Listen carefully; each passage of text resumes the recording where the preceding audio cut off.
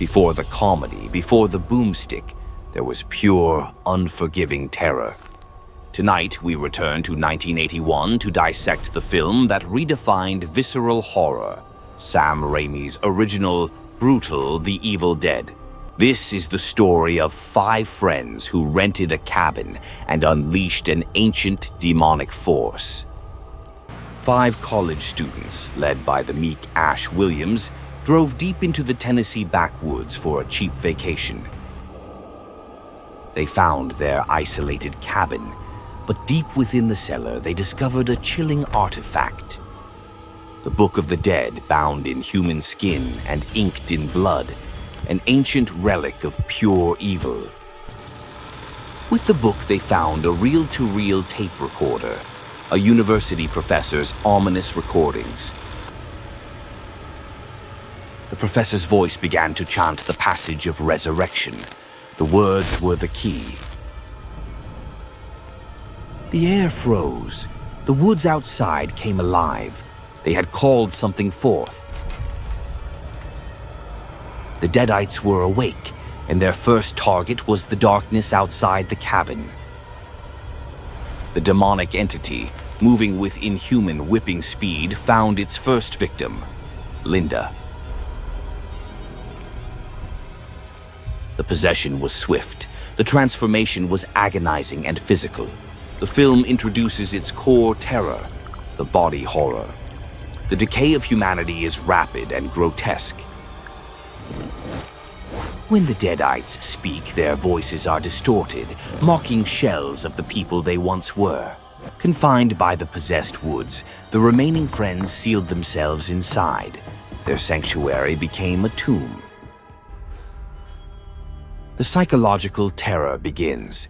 They must decide who is real and who is already gone.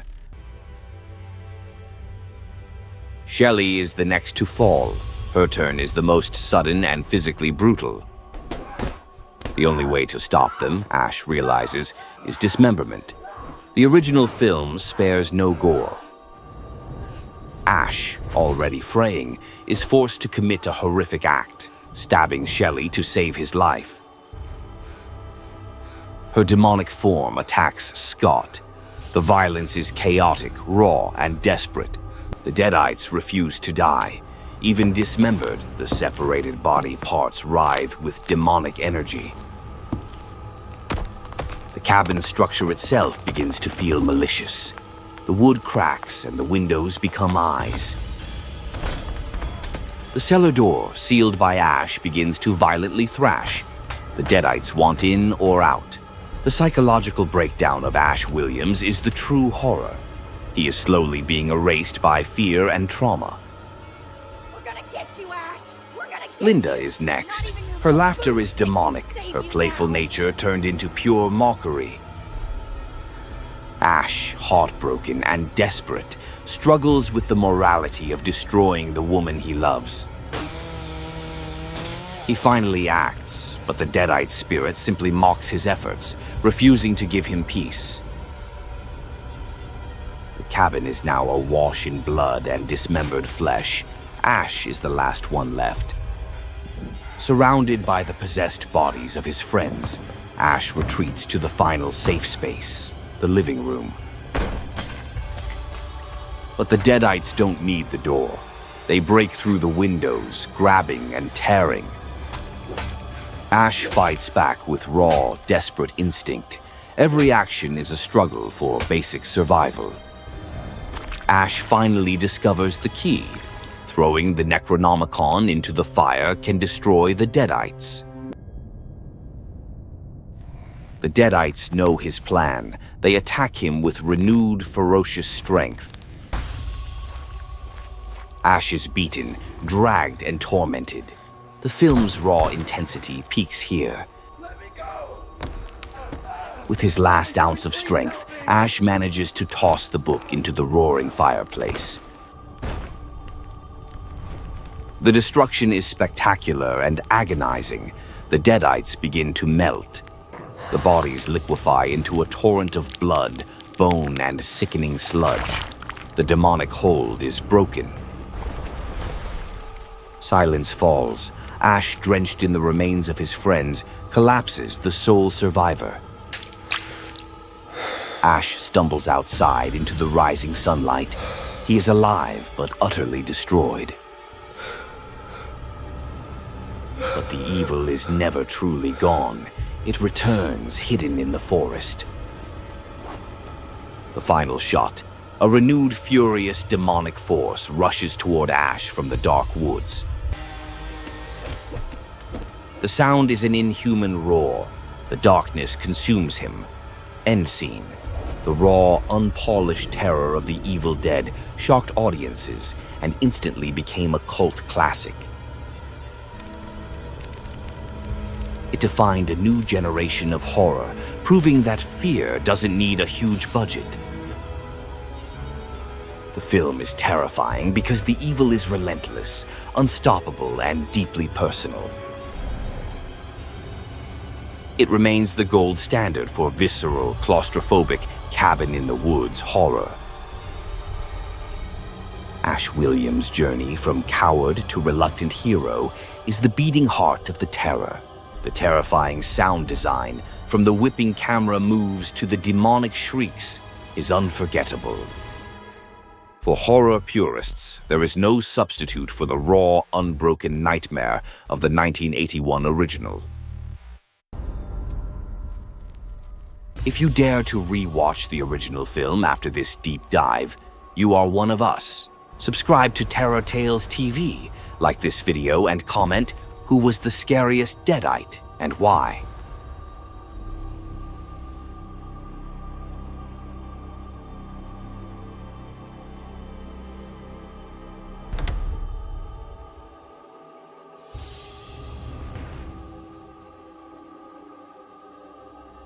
If the first film was pure terror, the sequel turned the volume up to 11 and started laughing. Tonight, we dive into the legendary 1987 masterpiece that birthed a hero and perfected splatstick horror, Evil Dead 2. Ash Williams is back, and the woods haven't forgotten him. The film starts with a lightning-fast recap. Ash is the sole survivor, and he's completely broken. No, please stop. The evil he defeated returns with the fury of a hurricane, grabbing Ash and flinging him through the canopy. Ash is thrown against a tree, the demonic force ripping through his mind and body.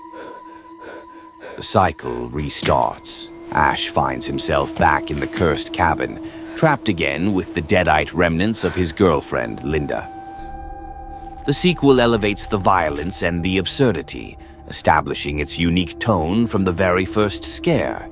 The film's brilliant trick, isolating Ash and making the psychological battle external and insane. The Deadites are stronger, faster, and much, much funnier in their malevolence. Ash's hand is possessed.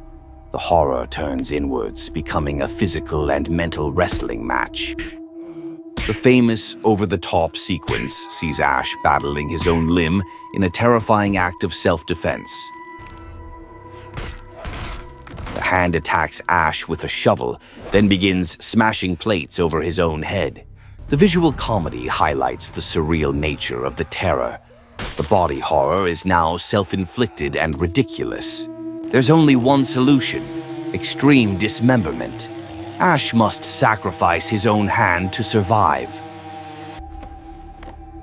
The hand becomes a recurring threat, constantly mocking and stalking Ash from the shadows. From this point, Ash completes his transformation, replacing his hand with the legendary weapon.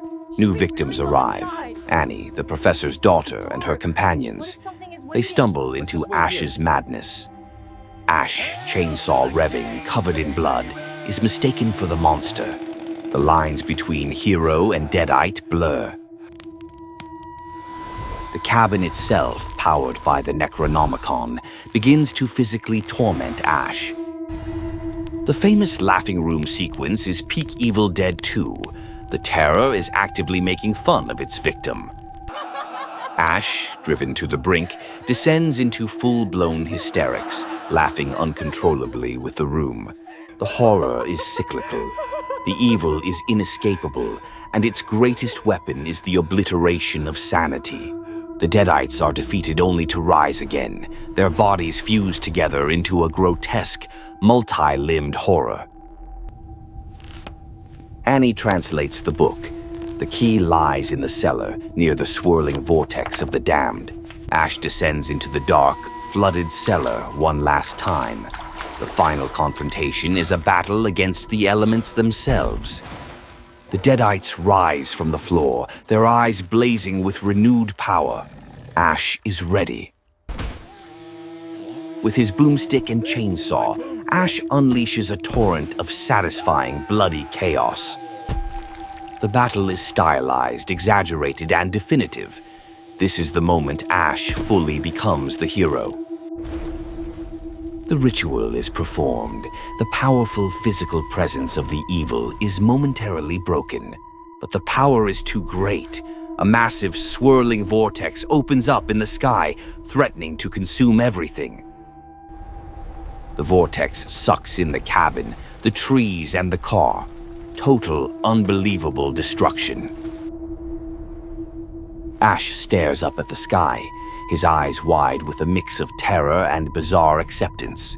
Then a massive shockwave. Ash is transported through time and space, emerging into a new nightmare. The Knights immediately mistake him for a savior, their champion against the creatures that infest their world. The Evil Dead saga is set up for the future. Ash, the reluctant, battered hero, has a new destiny. Evil Dead 2 is the ultimate evolution of the horror sequel. It repeats the plot but perfects the execution. We're gonna get The you. film's incredible practical effects, especially the creature designs, remain legendary in horror history. Sam Raimi turned his cinematic budget constraints into artistic chaos, creating a visual language all his own. It cemented Ash Williams as an icon, the perfect blend of incompetence, trauma, and sheer bloody determination. The film is terrifying when it wants to be, but it grants the viewer release through its brilliant, dark comedy. From the laughing room to the possessed hand, Evil Dead 2 is a masterclass in controlled mayhem. For many horror fans, this 1987 sequel is the pinnacle of the entire franchise. It set the stage for Army of Darkness and established the high-octane formula that continues today. This film proves that sometimes the only way to defeat the darkness is to laugh until you go completely insane. If you can handle the non-stop, blood-soaked insanity of this cinematic masterpiece, you've earned your chin. Subscribe to Terror Tales TV, like this video, and comment, what's your favorite splatstick moment from Evil Dead 2?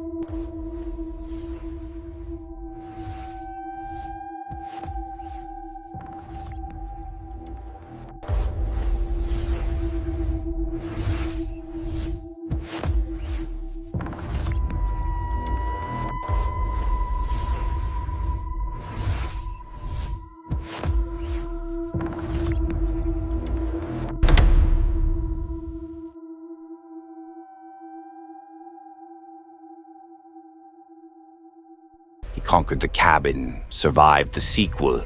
Now, the ultimate evil forces him to rewrite history.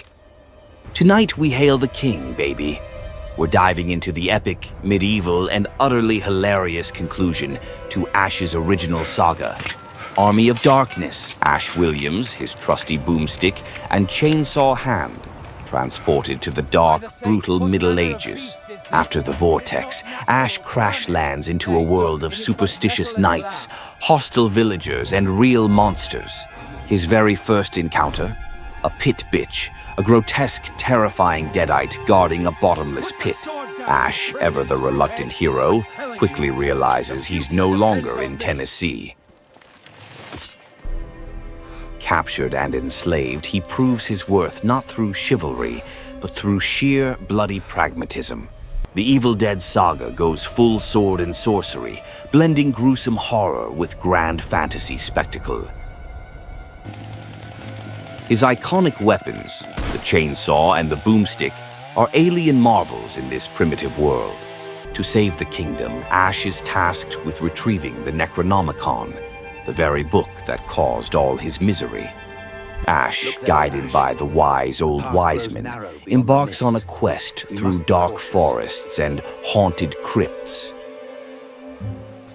He meets Sheila, a feisty peasant girl who soon becomes his unlikely romantic interest.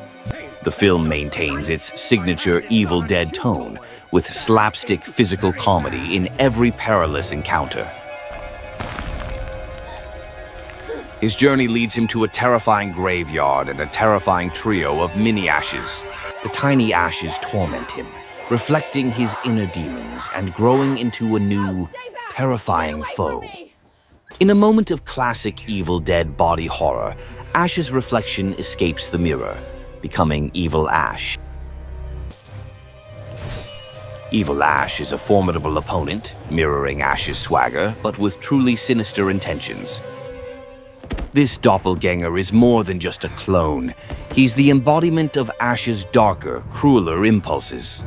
Who's the chosen one now? He forgets the final word, awakening the entire army of darkness. Ash finds the Necronomicon, but in his hubris, he botches the incantation. Klaatu Barada Nikto. From their graves, countless skeletal warriors, led by the evil Henry the Red, rise to invade the land. The film shifts into an epic war movie, with Ash leading the defense of the medieval castle. All right, look, it's not rocket science. He rallies the villagers, teaching them modern warfare tactics with his anachronistic weapons. The castle siege is an incredible spectacle, showcasing ingenious practical effects and stop-motion animation. Ash constructs a formidable defense, a trench, a primitive cannon, and a powered-up Oldsmobile. The windmill of the damned becomes a key battleground, a gothic nightmare infused with dark magic. Evil Ash leads the Deadite army, a grotesque general rallying his terrifying skeletal forces. Sheila is captured and transformed into a Deadite, adding a personal stakes to Ash's desperate fight. The war for the Necronomicon and the fate of humanity hinges on this one desperate battle. The battle is brutal, chaotic, and filled with Ash's unforgettable one-liners. His trusty boomstick blows away hordes of skeletons, while his chainsaw tears through anything that moves. Ash, truly a master of unconventional warfare, even equips a gauntlet to fight a medieval dragon. The sheer scale of the Deadite army is overwhelming. Hope seems lost. Launched directly into the heart of the Deadite army, it unleashes a barrage of destructive power. Ash finally confronts Evil Ash in a climactic duel that echoes their earlier mirror battle. He defeats his evil counterpart, proving his own heroism and embracing his destiny. With the Necronomicon secured and the army defeated, Ash prepares to return to his own time. A magic potion is his ticket home. 3 drops to sleep, and he wakes up in his own era. He wakes up in a post-apocalyptic future, realizing his mistake. Original ending. Or, in the theatrical cut, he returns to his familiar job, having saved the world. Either way, Ash Williams cements his legacy as the most unlikely, yet undeniably awesome action hero. Army of Darkness completed Ash's evolution from a screaming victim to a confident, chainsaw-wielding champion. It perfected the blend of horror, action, and comedy, pushing the boundaries of what a genre film could be.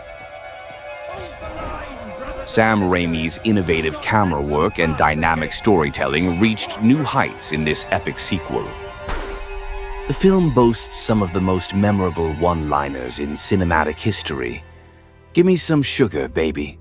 Army of Darkness stands as a unique gem, a fantasy horror cult classic that still delights and entertains.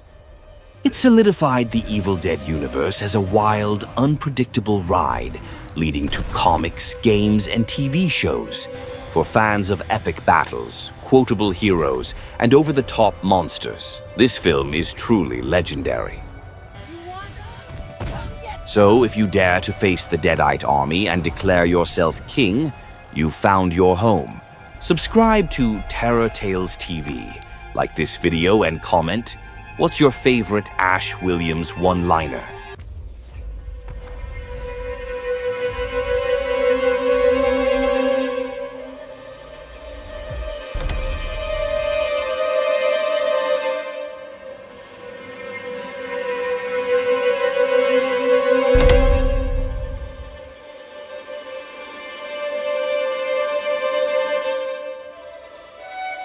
Sometimes the curse doesn't want to play games. Sometimes it just wants to hurt you. Tonight, we confront the raw, relentless terror of the 2013 reboot. The movie that traded comedy for pure, unforgiving brutality. Evil Dead. This is the story of 5 friends, a desperate intervention, and a nightmare that begins in a very familiar and very cursed cabin. The focus is on Mia, attempting sobriety. Her friends brought her to the isolated woods for an intervention, but the intervention is interrupted by the true, ancient horror sealed beneath the floorboards.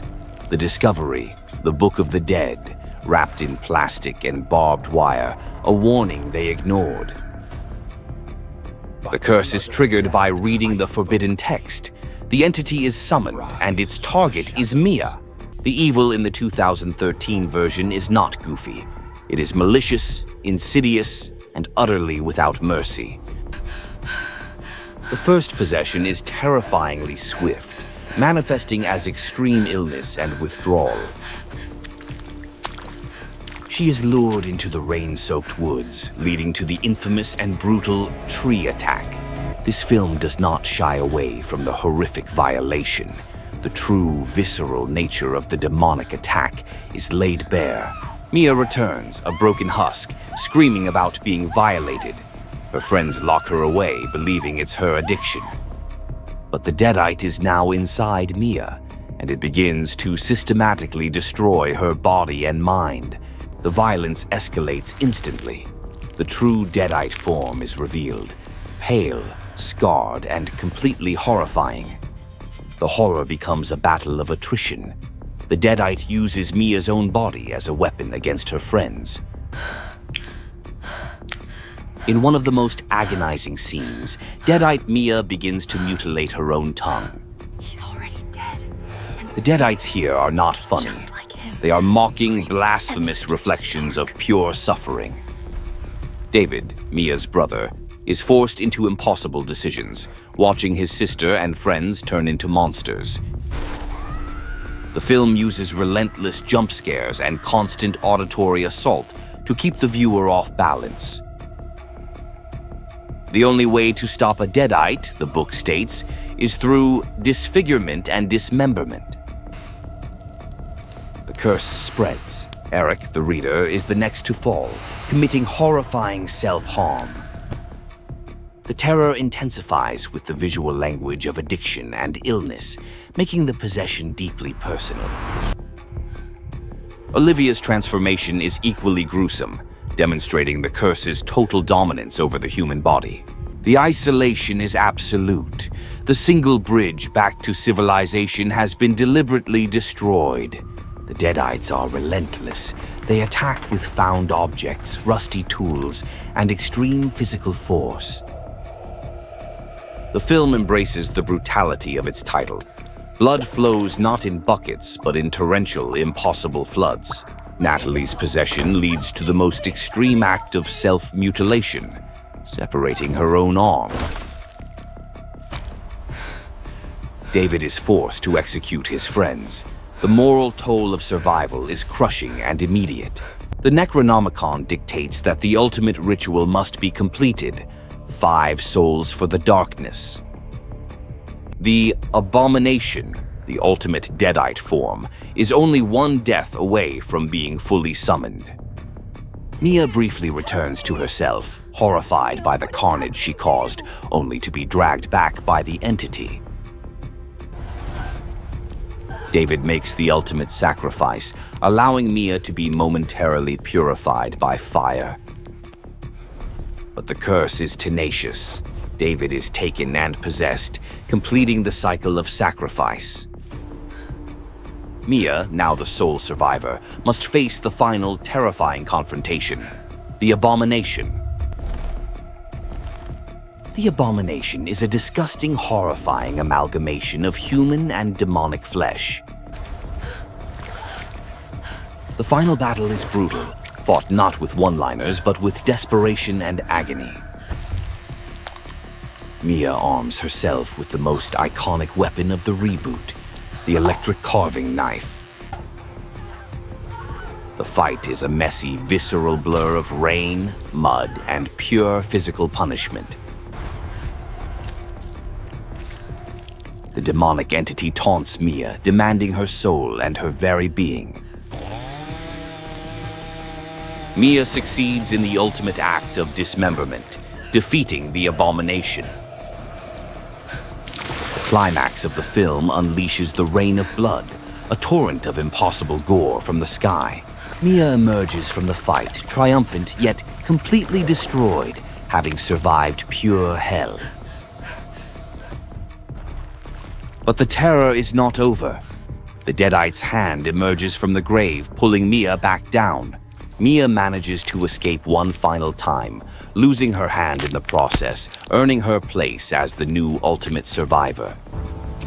She stumbles onto the road, beaten, bloody, and broken, the silent hero of this nightmare.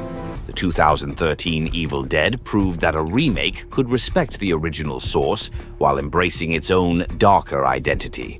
It is a masterclass in practical gore effects, relying on physical, nauseating visuals over CGI. This film is relentless, providing almost no relief or dark humor, making it genuinely horrifying. Jane Levy's performance as both victim and Deadite is one of the most physically demanding in horror history. It is the quintessential modern cabin-in-the-woods horror, trading camp for cold, hard terror. And yes, the final scene contains a brief, chilling cameo from the original hero, Ash Williams. If you prefer your horror dark, brutal, and completely unforgiving, this film is your rite of passage. Subscribe to Terror Tales TV. Like this video and comment. Is the 2013 Evil Dead scarier than the 1981 original?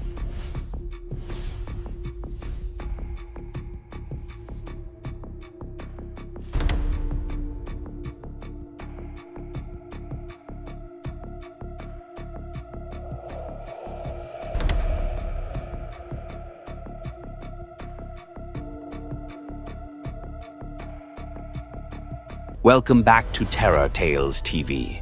The curse is loose, and this time it doesn't need a cabin, it only needs a family. Tonight we investigate the urban terror that brought the franchise back to its brutal roots, the utterly relentless Evil Dead rise. The fear is bottled up, confined to a single high-rise apartment complex on the verge of collapse. The film centers on Beth, a guitar technician visiting her estranged sister, Ellie, a mother living with her 3 children. An earthquake, a classic urban disaster, cracks the foundation, revealing a secret chamber beneath the parking garage. Within the chamber, the ultimate relic of pure evil is discovered, 3 volumes of the Necronomicon. Ellie's son, Danny, makes the mistake of playing the cryptic vinyl recording found with the book. The incantation is read aloud. The demonic entity is unleashed, choosing the most vulnerable target, the mother, Ellie. The possession is terrifyingly swift and violent. Ellie's humanity vanishes in a horrifying instant. The Deadites in this film are pure, relentless monsters. They communicate through mocking, unnatural cruelty. They use the urban setting against the victims. The apartment's confined space becomes a death trap.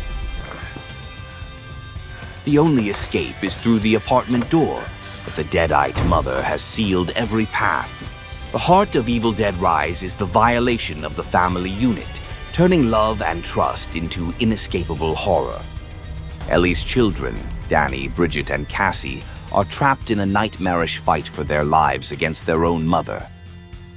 The horror is relentless, escalating from physical attack to psychological torment designed to break Beth. The infamous cheese grater scene is a horrific example of the film's commitment to painful, visceral gore. The Deadites prove impossible to kill. Dismemberment only slows them down, creating more monsters. The entity utilizes the building's infrastructure, traveling through the walls, floor, and even the air vents. Bridget's transformation is a chilling consequence of trying to protect her family. The elevator of blood scene is a modern, confined take on the original cabin's signature gore. Beth, the accidental hero, is forced to step up, replacing her fear with survival instinct. The film maintains high tension by keeping the survivors confined and injured, limiting their mobility. Danny, driven by guilt and fear, accidentally contributes to the escalating horror, a truly tragic element.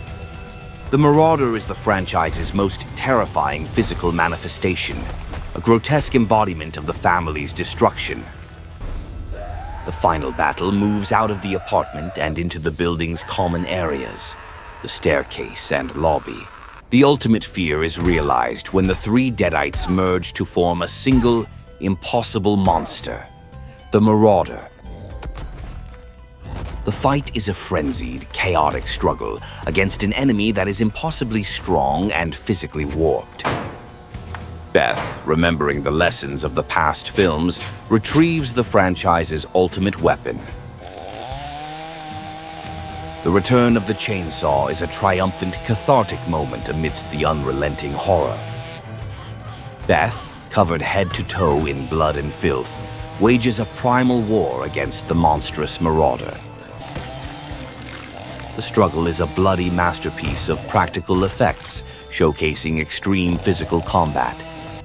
The Marauder clings to life, its final desperate gasps echoing the pain of the souls within. Beth saves Cassie, the youngest, dragging her to safety amidst the carnage of the elevator lobby. The horror of Evil Dead Rise leaves no room for humor or hope, only exhaustion and survival. The demonic entity may be defeated, but the curse remains, waiting for the next victim. The film cleverly links the apartment complex's tragic history back to the ancient evil. Beth, the new survivor, walks out into the light, forever scarred but ultimately victorious.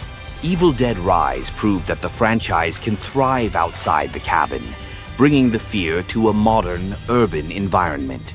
The film is celebrated for its incredible, non-stop gore and its dedication to practical effects horror. Director Lee Cronin delivered a film that felt both nostalgic and fiercely new, honoring Sam Raimi's legacy. The themes of motherhood and sisterhood twisted by the demonic curse are uniquely terrifying. The apartment complex, with its peeling paint and narrow passages, is a character itself, a monument to urban decay and dread. This film is a definitive statement in modern horror. Fast, relentless, and willing to go to extremes. Evil Dead Rise cemented Beth's place among the franchise's formidable survivors. If you can handle the non-stop urban chaos of this modern classic, you've survived the rise. Subscribe to Terror Tales TV, like this video and comment, which Evil Dead film has the scariest Deadites, 1981, 2013, or Rise?